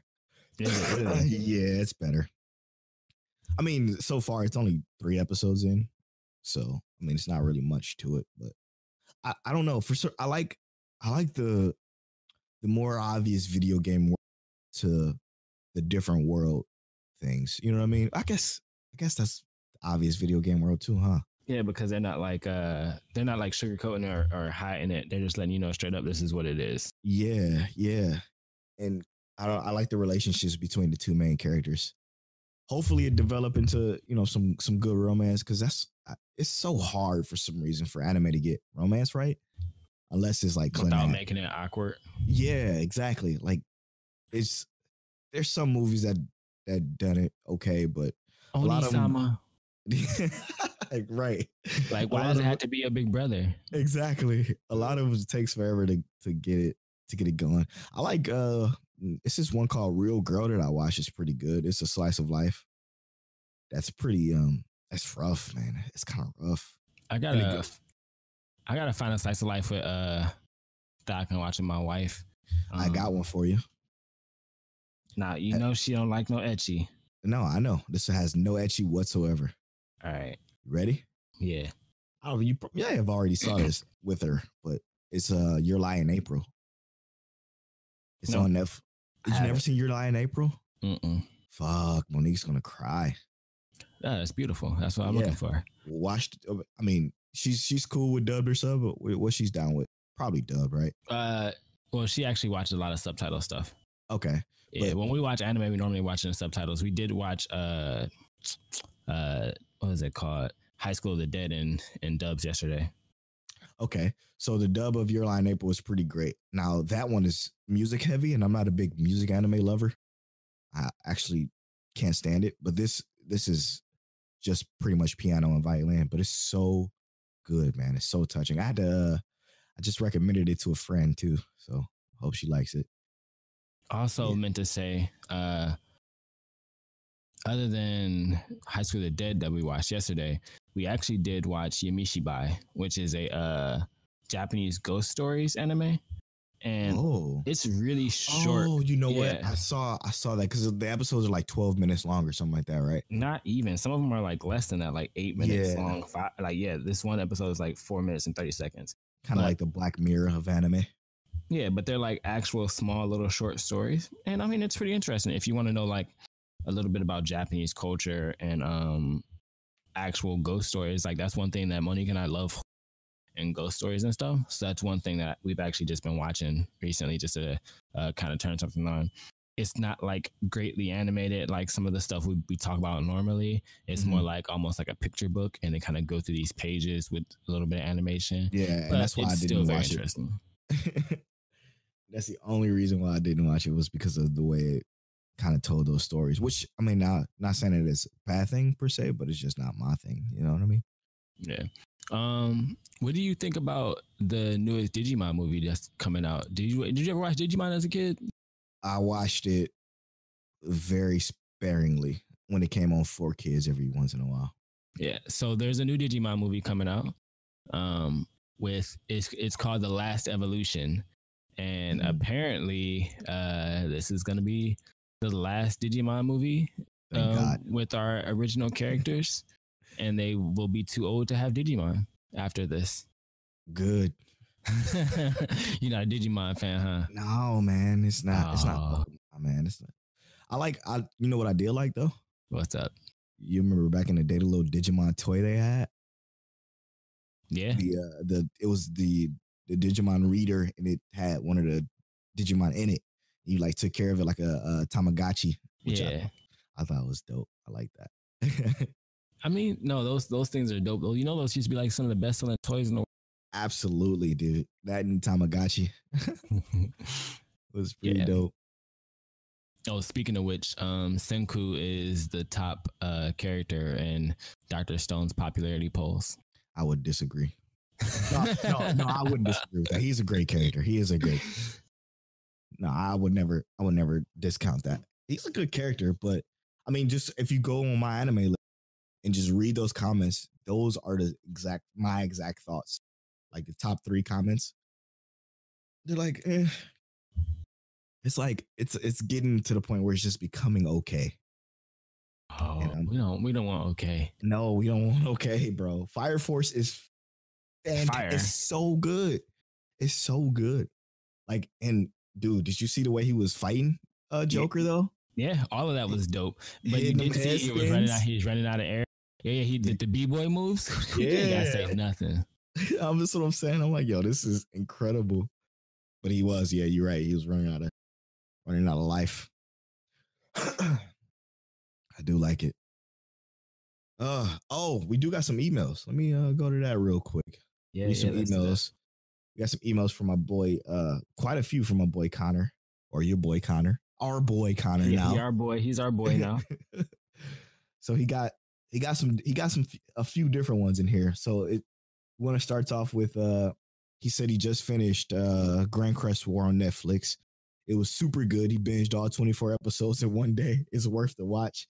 Yeah, until the end, man. The end kind of disappointed me, Connor. But it is a good show. It's on Netflix, called Grand Curse War. He did agree with you. Yeah, the end it was a little weird. His other email, he was going in. So his other email was about Darling and the Franks in reply to what I said last week. Now, this is what I did just for him. Okay, this is what I did just for you. I rewatched just the last episode because I already know what happened throughout the last season of Darling and the Franks, and I was wrong. I'm man enough to admit it. I was wrong. But let me go ahead and read. Now, listen, I wasn't wrong in the sense of how I felt about the episode, but I completely forgot actually. And this is testament to like, I guess the story. I completely forgot about the side characters. I forgot they even existed. My only thought about the ending of Darling and the Franks was what happened to the main character in 02. And that's not great. For them to make me forget about those side characters kind of sucks. But those side characters did live a great life and it was a good ending. But anyway, he says, okay, Polo, you wanted me to reply as to why I chose Darling and the Frank as my number one anime ending in a good way. He said, yes, I agree with you. It definitely could have been better, but how they ended it wasn't bad. They cleared out all the storylines pretty well, in my opinion. People fell in love and had lives. Like this anime hit me hard. It had me attached from episode 1 all the way to the end. Maybe my view on it is a little bit different because I watched the entire season in 2 days, which is a good point because I didn't get to binge it like that. I had to wait every week for it, and that maybe influenced my decision on what I felt about it personally, Polo. But back to Connor, he said, like, I don't get emotional very often, and I could definitely say the shit had me crying at the end. He said it was a masterpiece. Not a lot of other shows / movies has done that. Watch Clannad, bro, from season 1 all the way to season 2. After story, you will definitely cry. I guarantee it. I say this to Montel already too. The next girl I get, wait, he said I said this to Montel too. If the next girl I get with doesn't call me darling like 02 did, I'm dumping that girl. Oh, you ain't got to dump her because she don't call you darling. Nah, man, we need that. We need that kind of love in our life. That is pretty sweet though. But yeah, man, like I rewatched the last episode, and yes, I totally forgot about the ending, the arcs of the other characters. The arcs of the other characters ended extremely well. You're right about that, Connor. But the main character in 02 ending was poop, in my opinion. He also sent another email. He said, okay, I'm watching High School D&D. I'm in season 4. Which is called season 4 Hero. I'm upset. Another voice actor changed, but now everyone. But another voice actor changed, but now it's everyone. And it's obviously from a different studio for the and the animation is fine, but what the fuck? Polo, I need you to reply back, man. I need some thoughts on it. Until you know I have. I gotta know, my dude. Yeah. So now the thing with High School D&D is I don't understand how this keeps getting approved for more seasons because the show is raunchy as all hell. It's the most etchiest of etchy. Like it's fantastic. It's great. The storyline is fantastic. The etchiness is just so pure. It's muy bueno. What's pure about etchy, bro? Everything. I love it. I just love it. But the seasons for High School D&D are so spread apart. Like I'm talking 3 or 4 years apart. So they do some voice actor changes in both the subbed and the dubbed. But the dubs voices aren't that bad. The changes, once you, like if you're binging it like Connor is, it's a little jarring because it's almost instant. But if you waited the 3-4 years that they had in the gap, it's not too bad. But he replies to that email saying, okay, just finished season 4. It's not that bad at all. I actually really liked it once I got past those few things. They're trying a little hard with some things, but it's pretty good. Now, come on, Connor. This is an anime that has 4 seasons. Of course they're going to try hard, bro. They have to. They're running out of material. But I didn't finish season 4. I'm to be honest, I'm only on season 3 still. I saw the first 2 episodes of season 4, and the voice actor I actually noticed did change, but I still like it. So boost. He'll get that. Oh God. I Only love season it, 4 I care about is season 4 of My Hero. Oh, true. Speaking of that, did you see that dub trailer though? Yes, I did actually. Dubbed is so fucking good, man.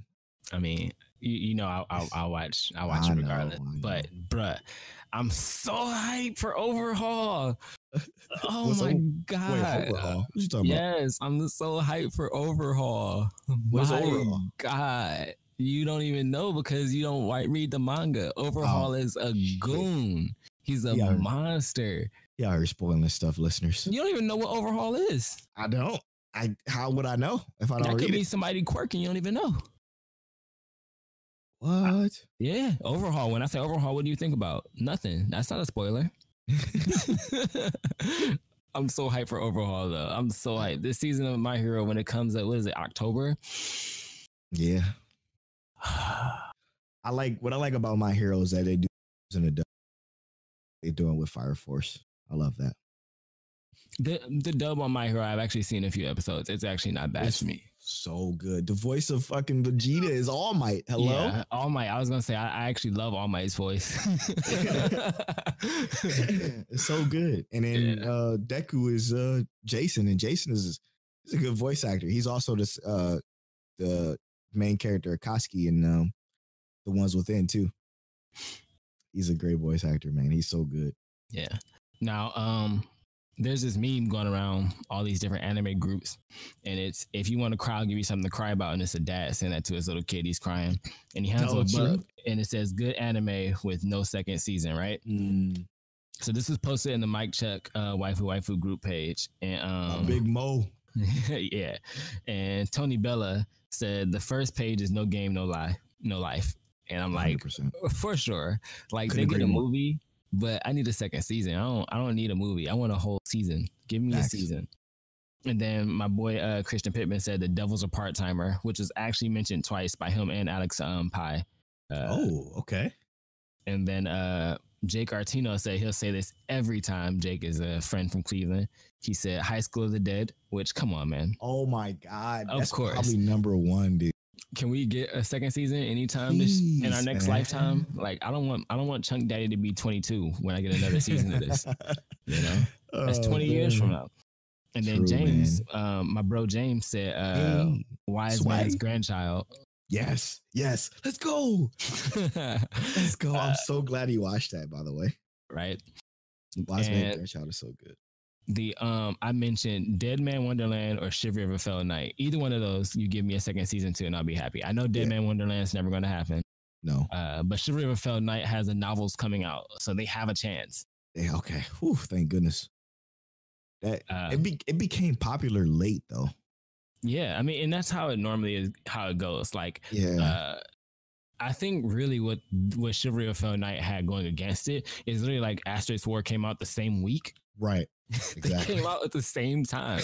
Like probably people thought it was the same, almost the exact same thing. That was like that time of the season where those were the type of animes that was coming out. Like this one seems to be all about like survival. Yep. And that one was all about like tournaments and different weapon powers. And I think it was there was another anime that came out at the same time too, and they were called Blazers. And I watched that and I can't remember what it was, but that was another one. When did Drifters come out? Was that out around that time too? No, Drifters was later. Yeah, a little bit later. Yeah, it might have, but I think they were all around similar, like not too far apart. But I know that same year that this came out, Asterix War came out. There's another one that came out called Blazers, where they went to a school and they had to fight with weapons that they manifested called Blazers, and it's like it's all the same thing. It's all the same thing, and I've watched all of them. And it's crazy the trend, man.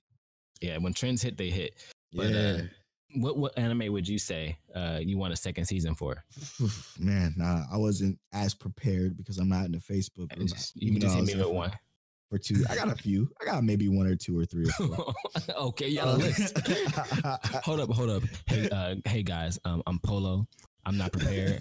But I got like 1, 2, 3, or 4 on my list that I wrote down preemptively because I think I knew Montel was gonna ask me this question. We didn't talk about this beforehand. Believe me, this is all impromptu, but I got a list anyway because I'm prepared. Polo out. Here we go. Okay. So, of course, Goblin Slayer. Oh, beautiful. Of course. Yeah, give me Goblin Slayer. I'll be happy. Darling in the Franxx, even though that ending was a weak sauce for me.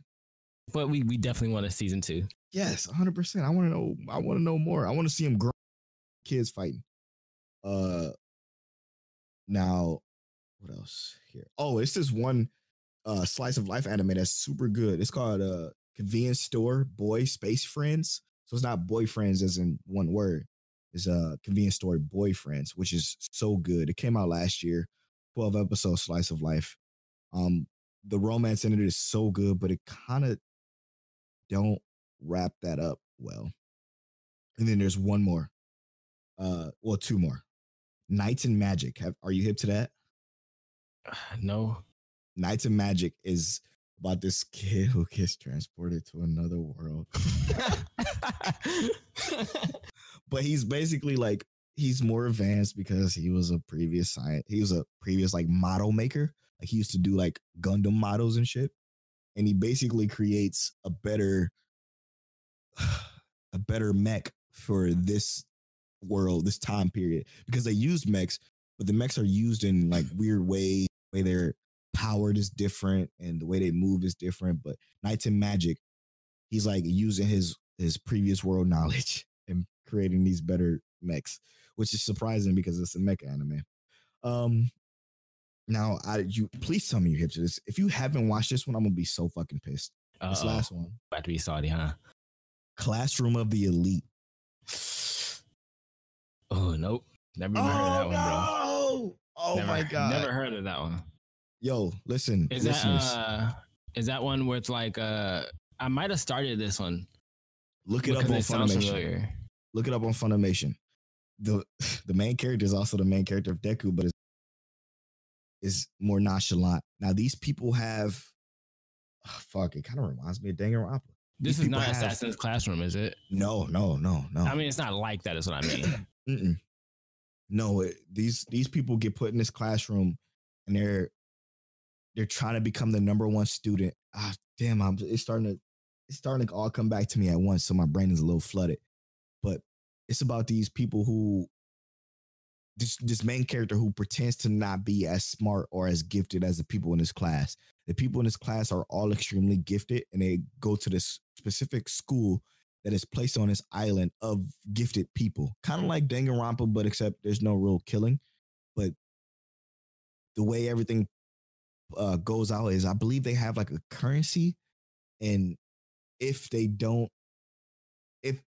I think the students have to gain this currency, and if you gain a certain amount of currency, your class gets to graduate, and the rest don't, or something like that. I'm gonna have to rewatch it because it's so good, but it needs a season 2 because it left on the biggest cliffhanger, and it came out like a year and a half ago.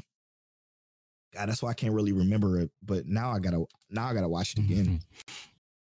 It's only 13 episodes. Well, I'm sorry for disappointing you. Yeah, it's a 793 on my anime list. Ranked popularity 290, but it's so good. The characters are so good too.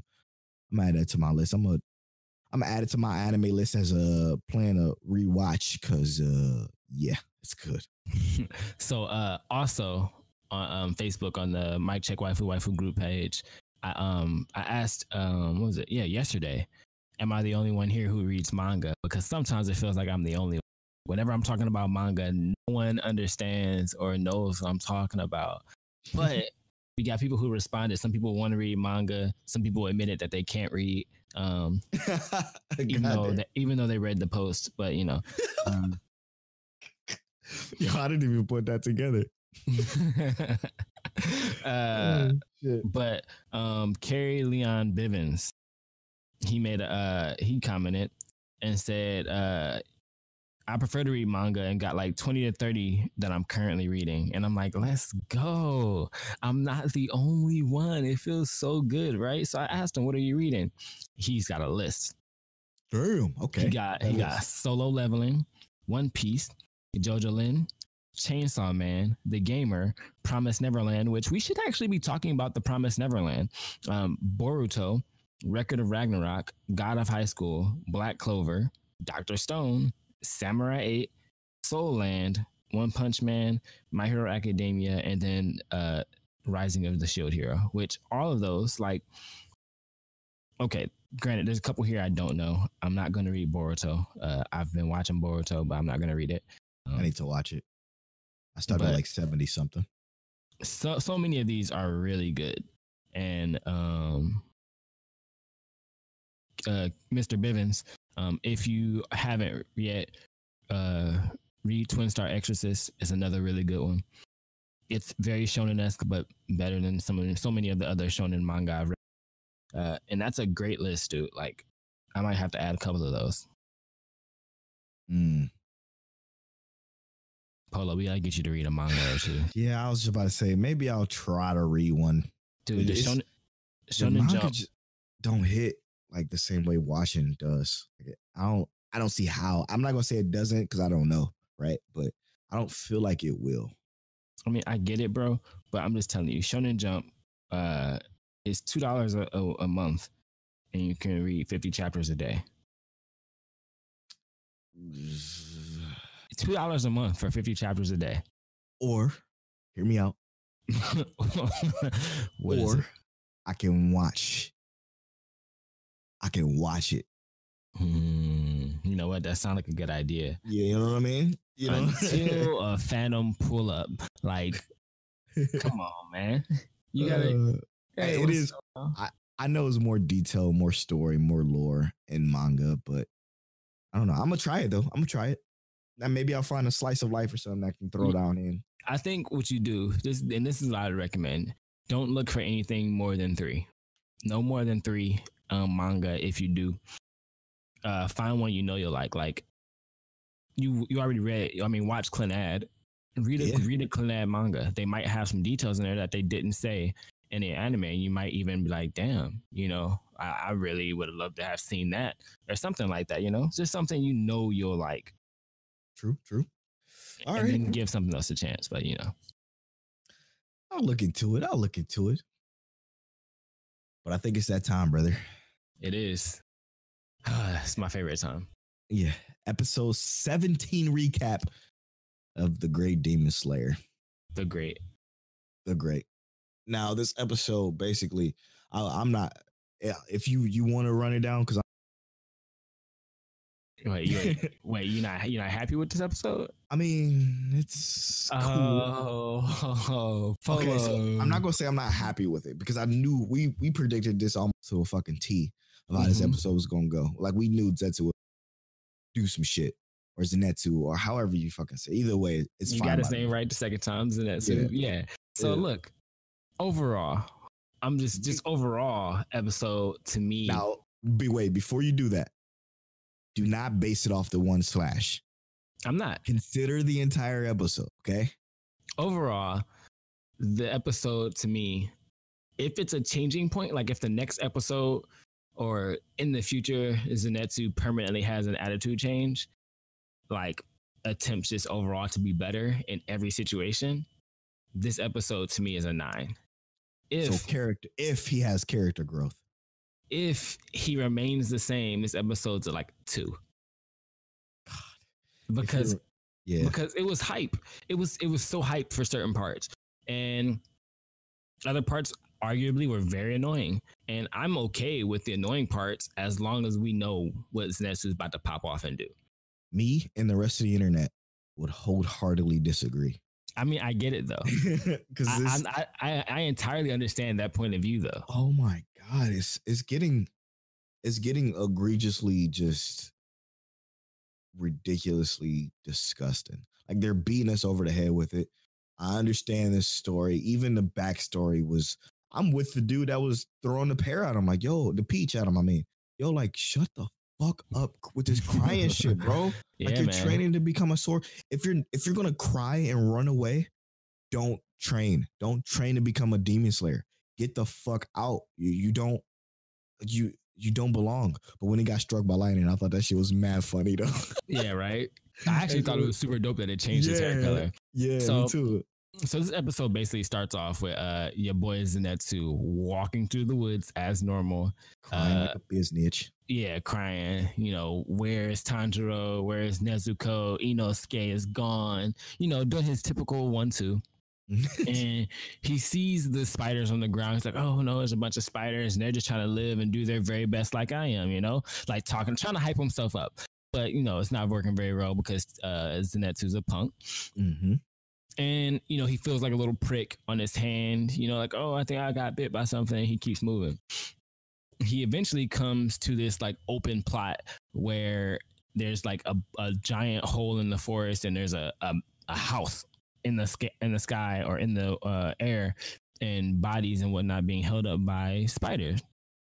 Right. And he ends up seeing this spider head, like with 8, or this human head with like 8 spider legs crawl out the side, and he like freaks out, and runs and hides in a tree. Or actually, no, he didn't even run and hide yet. It was when the full spider demon came out of the house, like just, on this silk line, came out of the house like upside down, and he sees Zenitsu, and Zenitsu's like freaks out and jumps in a tree. The spider is like, okay, I've already got you. I bit you, or one of my spiders bit you, and you're gonna transform into a spider too, just like them. And Zenitsu does his egregious amount of whining, crying. I'm so tired of that voice actor too. Bitching and moaning. You wouldn't be tired of him though if they didn't make him do this role. If they didn't make him cry and whatnot, you would not be tired. But I get it. Like I said, I get it because it is annoying. It's been like this for 6 episodes, bro. Just for him, like everyone else is having great transitions, great moments. Yeah, but we're loving Inosuke's growth. The problem is he's in most of the episodes. Like most of the episodes, he's in for most of the episode. I think that's why they cut him out though for most of the episodes, like the last couple episodes. He hasn't really been in the most of the other episodes. So up until this, like this is the first episode we've gotten really was mostly focused on him. I don't know. Last episode it was still was that? Yeah, the last episode was still 50% of him crying. Like I timed it. Bro. At 13 minutes, he was like, it was all him crying. And then the rest was the Inosuke and Tanjiro fight. That was 13 minutes of him crying. Well, I did that shit on purpose. We get he gets caught up in a tree. He sees his hand is starting to boil and bubble over after the demon. Gross. It looked horrible. The demon explains to him basically he's gonna turn into a hairless spider baby. And not Tanjiro, Zenitsu is like freaking out as per usual. He grabs his hair, sees his hair is falling out, and he starts to like reminisce about his past. How he's being pretty okay. Yeah, that was pretty okay. That was one of the better parts because even though it still revolved around him whining and crying and whatnot, it was paced well. It was good pacing. What happens is obviously he's being trained by some guy who is one of the best demon slayers. He reached the highest level of demon slayer. Yep. But along with the dude that trained Tanjiro, but also we find out that apparently Zenitsu had a gambling problem and had a large amount of debts. And this his trainer paid off those debts, and in return, Tanjiro had to learn to be a demon slayer. Mm-hmm. Which basically Tanjiro learned how to be a demon slayer against his wishes, but he still got it. We find out that Tanjiro couldn't really learn anything. He didn't really learn anything the whole time he was becoming a demon slayer, and up until he was struck by lightning was the first time he was able to do one thing. And that's his thunderclap first form. Yeah, his thunderclap or thunder breathing, thunderclap and flash was his first form, and it's the only one he knows of the 3 forms. Apparently, there's 3 forms, and he's only been able to master one. Damn, man, that lightning must be crazy. We know it's crazy. We've seen it, what it can do. Yeah. Flash is crazy, but I'm talking about the other 2 forms. I want to see what that shit does. Right? We gotta get him to stop being a crybaby first. Yeah, true, and actually train. Mm-hmm. If he just becomes another Tanjiro, that'll be great. This show will be the best show on the internet. Well, right now, I can't. I'd agree. Right now, I would say Fire Force had a better episode this season. Yes. This week, but that's overall, yeah, Demon Slayer is still better in my personal opinion. 100, yeah, so far. But that slash though, yes. So Tanjiro, or not Tanjiro, Zenitsu is trying multiple times because he falls from the tree and he passes out, which we know when he passes out what happens. Yep. It's almost like a whole other person enters his body. Even the demon was able to see it. It was like, who is this guy? The way he moves, changing in midair. Mm-hmm. And the demon realizes that he keeps saying thunder breathing first form every time he moves, because he can only do the one move. Mm-hmm. And he's like, oh, you're useless, you can't do anything to stop me, blah blah blah, all this kind of stuff. Same stance. Yeah. And eventually Tanjiro, or why do I keep saying Tanjiro, Zenitsu is able to get off the stance, and he dashes towards him, and the spider spits out like a bat of like poison at him, and Zenitsu's able to spin in midair and dodge it, and then he finally 100% says thunder breathing, thunder clapping flash, zooms in, and boy, your demon no longer has a head.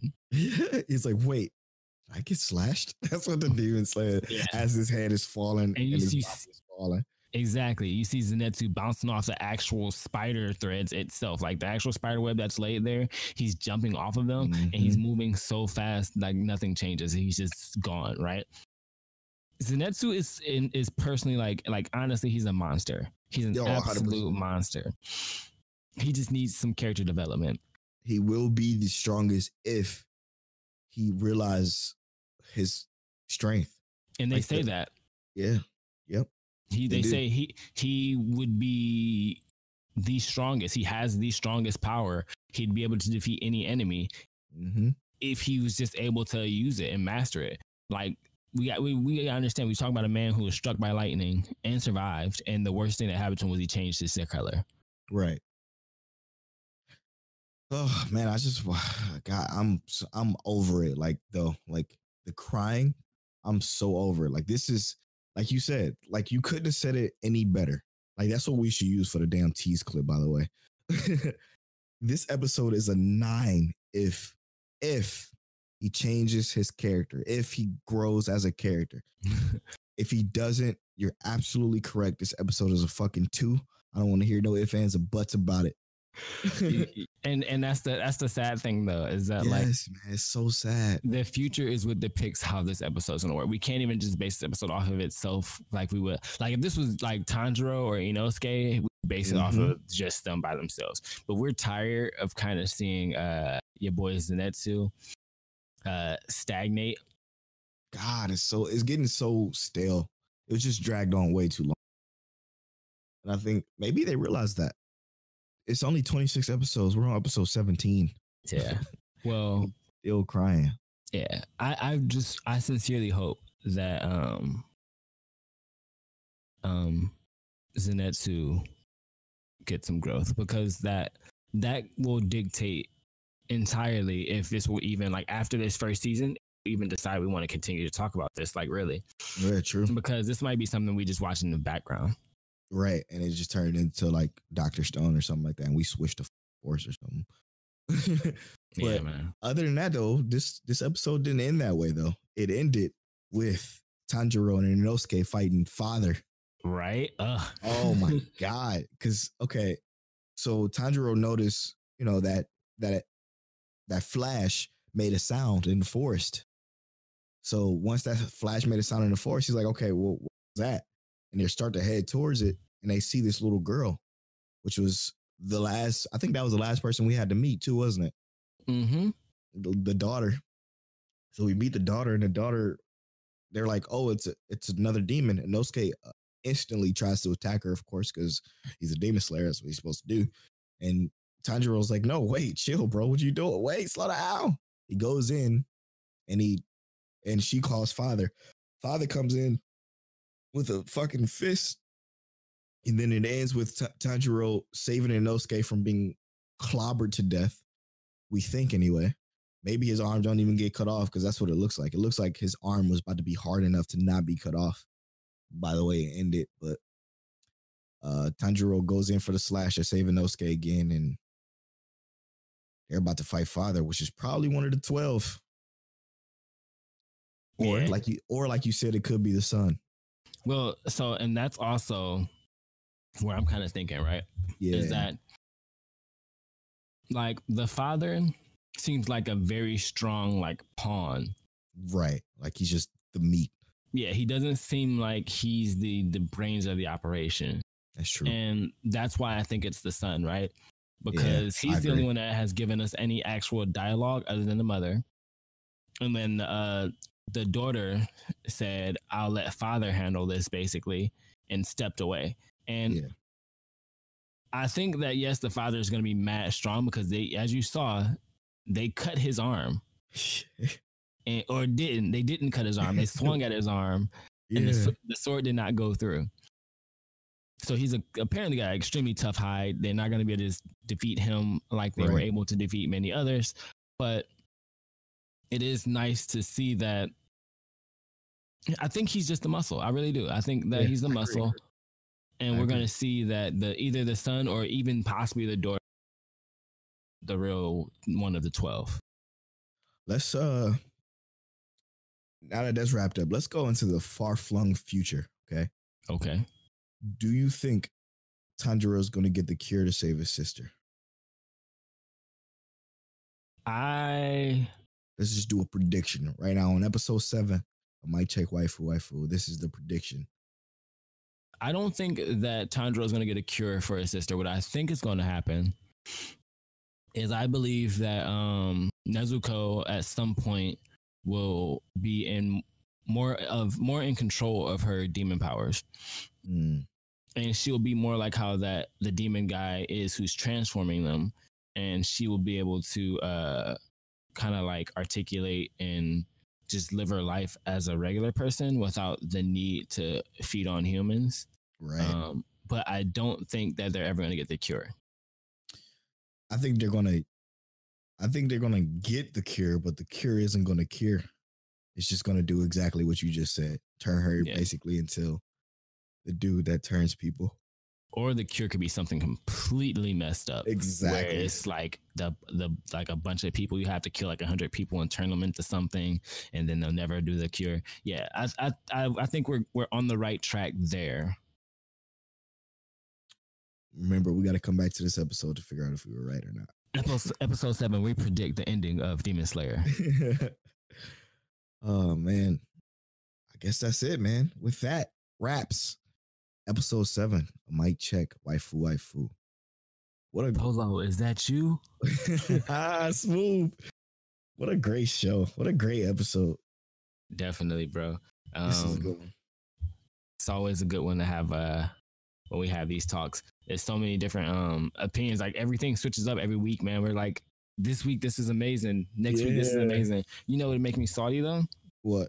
If I turn on Demon Lord retry and like this last episode was like the best episode all week. Fire or something. And we just completely dismissed this show. Oh shit. Now you're gonna make me want to find out. No, I'm not. I am not watching that. I'm gonna let it stack and binge it through one day. Right. I do want to say though, I do want to try to get a guest on here one time for the mod. And I have an idea. I'm gonna talk to you about it after the podcast, Tell. All right. See what you think. But I do want to try to get some guests on here. But other than that, we appreciate y'all for listening to episode 7 of Mic Check Waifu Waifu. You can catch it every Tuesday morning at 9:30 EDT. Almost on a dot. We haven't been late once, so there's that. We haven't missed the episode. Eventually we're probably gonna miss the episode because Tell is about to be a father of 2 in a little bit. So it may come a time where he may miss one. So bear with us on that. But we appreciate y'all so much for listening. There's some stuff coming in the future. We'll probably talk about it later, but I want to just throw a little tease out there. Yeah. Let's wrap this up. I am Polo Bornfly on Twitter, Instagram, and everything else. And I am King Telliano on Twitter, Naughty Gentleman on Instagram. Thank y'all so much for listening. And we out. Later. Bye.